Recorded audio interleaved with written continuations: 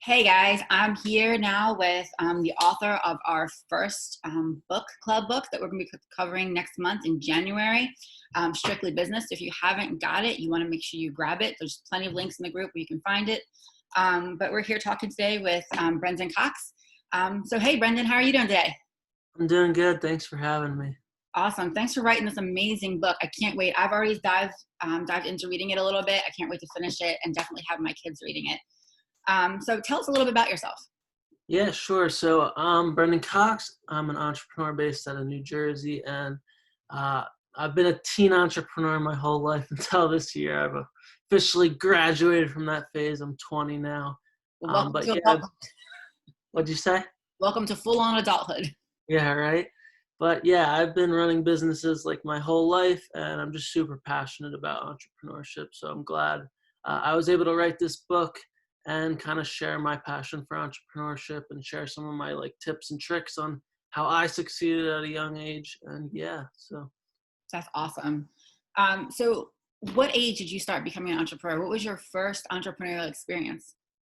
I mean, I was honestly running businesses since I was so little. Like I would be doing lemonade stands out front of my house with my neighbor when I was young, selling candy in school. I would go to like the Dollar Tree and buy like a 3-pack of gum for $1 and then sell them each for $1 in school.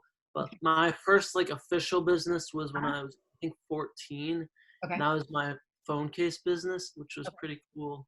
And it did actually really well. So I would like outsource these cases from China, bring them in, and like I would design them and Mhm. have them made in China and then sell them. And it kind of went like viral. It was like fidget spinners kind of, but Mhm. for phone cases, and it went pretty viral, which was cool. But it was one of those things that was like kind of a trend and died. Like nobody's buying fidget spinners now, but No, but yeah, you maximize that trend, right? And you learned yeah, a lot from it, I'm sure. definitely, yeah. So what becoming a teen entrepreneur is a lot of what we're here in this group and we're talking about. So when you were a teenager, what was your typical day like? I mean, because you were juggling school and friends and business, and tell us a little bit about that. Yeah, I worked hard in high school. I'm not gonna lie. I worked like really hard uh, doing school. During my free periods, I was getting all my work done. Okay. Um, and then right after school, pretty much every single day, I would go straight to work and literally get home at like 10 p.m. almost every day. So I worked really hard. That was when I was doing my business called Teen Assistant, which was like connecting uh, people in central New Jersey with odd jobs. And it kind of exploded. Same thing with Kicks Cases. It was like, it became like a household name in New Jersey, which was really cool. And it just kept growing and growing. And I had like a team of like 12 other kids. Um, but my day during high school was very, like it never ended. I got up early every morning, got to school. Luckily, I live on the same street as my high school. Oh, So nice. roll out of bed, go to school. And then I had ninth period off. So where I live, there's 9 periods. I don't know if that's like a thing in Pennsylvania. No. Um, so you I, have like 9 classes or whatever. yeah, when I was in school, I went to school in Maryland. We had 7 periods. And I think a lot of the schools, at least in our area, do like 4 classes half the year and 4 classes another. Like a block schedule Yeah, thing. but I Gotcha. think it's different everywhere, just depending on where you're at. So Yeah. as a mom, I have to ask you, with all this hard work in high school, how are your grades? My grades were actually really good. Okay, cool. 'Cause But not I'm not one of those kids who's like naturally smart and just gets A's on it. Like I worked for my grades. Like I would still study and I did well. I got very like I did very well on tests and everything. And I worked hard, honestly. I studied during my free periods. I was up late every night. I never missed a single homework assignment. So, uh, and it wasn't like my parents were on top of me, like, you have to get an A on this. I kind of was just like self motivated to do well for some reason. And I Okay. always have been. Yeah, I think But so. yeah, so going back to like the 9 period things, I had to like go in and request my ninth period to be off so I could leave school early to go to work, which was kind of funny, but they always let me do it, which was awesome. So I got like a little head start on work. And then I just worked. I worked from like that until like 10 p.m.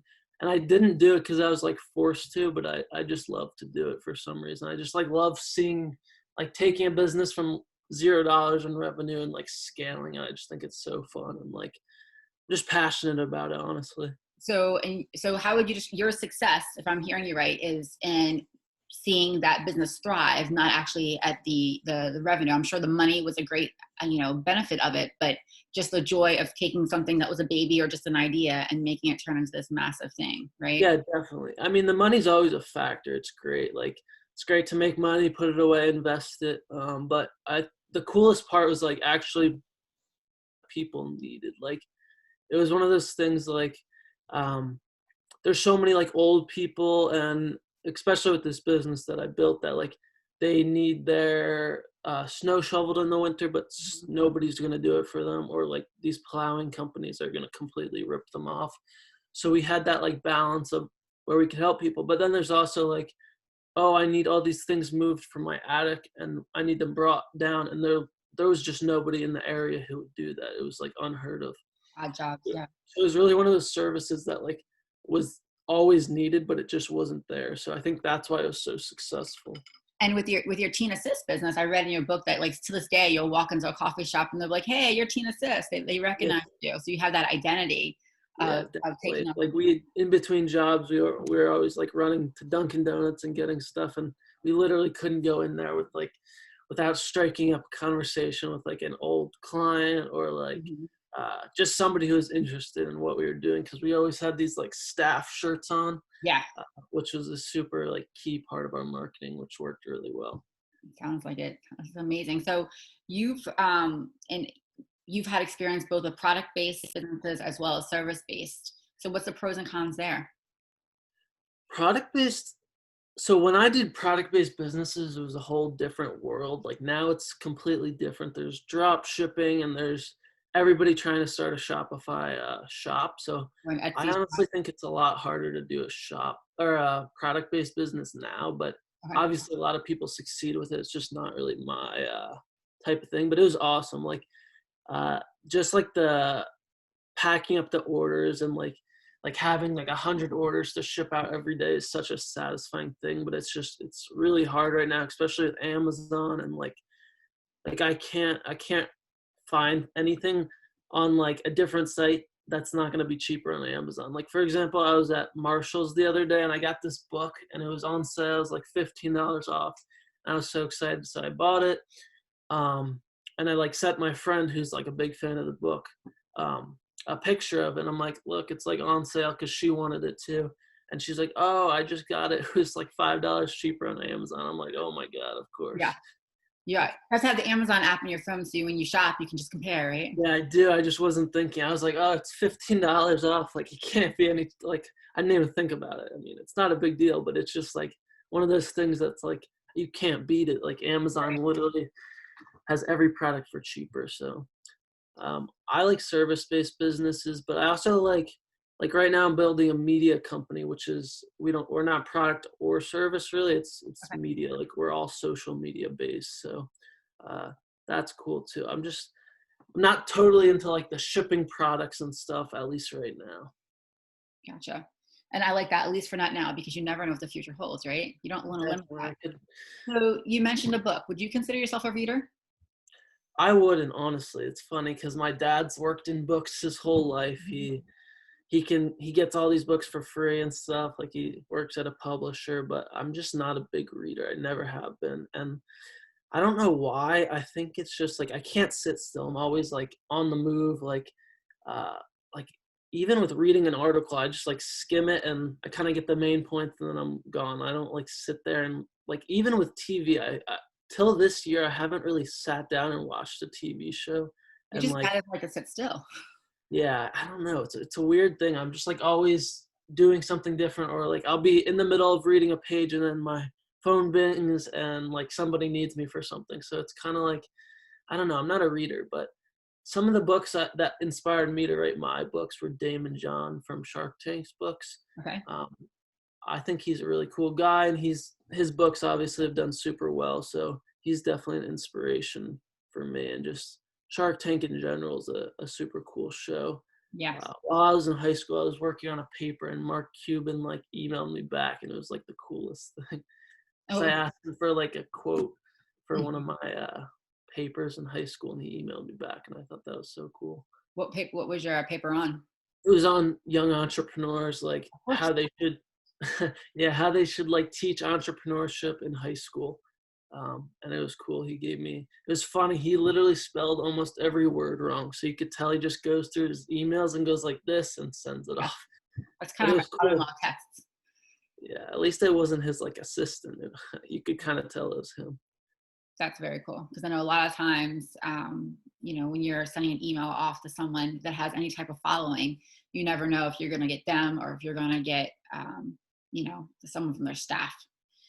Hmm. Um, so so you're not a big reader, but reading is important. We'll agree on that, right? You have an awesome book here. What would you say your main reason for writing this book was? That's another thing. So I'm not a big reader, but I really made that book a book that if I was in the space where I had to read a book, I would choose that book just because it's one of those books that it's short, but it's one of those books you could pick up and you could read. Like some of the chapters are only 1 to 2 pages, which I did that on purpose. And I'm like, okay, if I'm a busy teen entrepreneur, I could pick it up and read one chapter a night and put it down. It's not like one of those books you have to read 20 pages a night. Right. And that's what's I think is kind of unique about it. It's like kind of super broken up and specific in that you could just read it, pick it up, and you're not like lost if you don't just keep reading. So I think it's cool in that way. Yeah, I love the fact that it's not a lot of fluff. It's humorous. I do like that. You write with humor, so I appreciate that, especially the kids out there will enjoy that. But if you want to go back to an idea that you read, it's not going to take you 5 days to find that idea. You can flip through it, find it quickly. And I think it's something that you could read a chapter, you could implement an idea, and then come back, read another chapter, look for another idea, and implement that. So I think it's very practical in that sense as well. And you're right, it is. I mean, I would even go as far as saying for someone who is a reader, I could knock this out in one day if I chose to do so. And then go back and pull from it as I wish. Yeah, it definitely can go either way. It's like if you are a reader, sure, you could read it really quickly, or if you're not a reader, pick it up and read like a couple paragraphs. Mm-hmm. But it could be over a 2-month span, or it could be over 24 hours. You're right. So I think I was looking at it the other day, and so this is our book for January. So I think we are going to you laid it out perfectly for us, so thank you for that. There's basically 3 sections, and so the way I have it set up is like the introduction in section 1 for like by 1 week, and section 2, section 3, and then of course the last week you've been gracious enough to agree to come in and do a Zoom with us for any one of the kids and the parents in there to answer any questions about the book. So our goal is to read it in 1 month. Cool. So before we wrap up, I want to ask you, what piece of advice would you give to a teen who wanted to become an entrepreneur besides reading your book? I would honestly say build like a lot of the things kids do are kind of just like money grabs. Okay. And that's okay. Like I do that I don't do it all the time, but I build things because I know it's going to make money, or I know it's like, for example, the fidget spinners. Like I sold fidget spinners back in the day. That's a money grab. It's like a quick money grab. But if you really want to build something that's going to last and it's going to have like longevity, I think you got to build something around your passion or something you're passionate about. Like right now I'm building a business entrepreneurial media company because I'm passionate about entrepreneurship and like sharing ideas and advice and insights on entrepreneurship. And when you're building something you're passionate, it lasts longer and you have interest in it. That's genuine, and it's not just about the money. Like for this company I'm building with 2 other entrepreneurs. We literally could care less about money. It's nothing like the business. We just don't care about money. Every dollar that the business makes goes straight back into like innovating within the company. Like if we make money here, we put it into a podcast. If we make money here, we're going to up the content on our Instagram. So that's like, I think that's unique about that business. But and obviously it's okay to make money. Like that's the whole point of business. That's the whole point of business. But I'm just saying, like if you want something to last and you really want it to kind of like stick around for a while, not just be like a 1 week thing and then you're bored. I think you really should build something around your passion, whether you're passionate about sports and you want to start a sports podcast, or um, you're passionate about like coffee and you want to start a coffee mug uh, company. It could be anything, but I think it's just important to build it around whatever you enjoy. Well, thank you so much for taking time out of your day and building your current business to talk with us. I'll be in touch. We're looking forward to reading the rest of your book this month. We're going to, like I said, every Thursday, we're going to have a post covering some topics in your book and discussing it. Feel free to drop in. And then we will see you again the end of January. Awesome. I definitely will drop in. Thanks again for having me. I appreciate it. Yep, and good luck on your future endeavors. Thank you.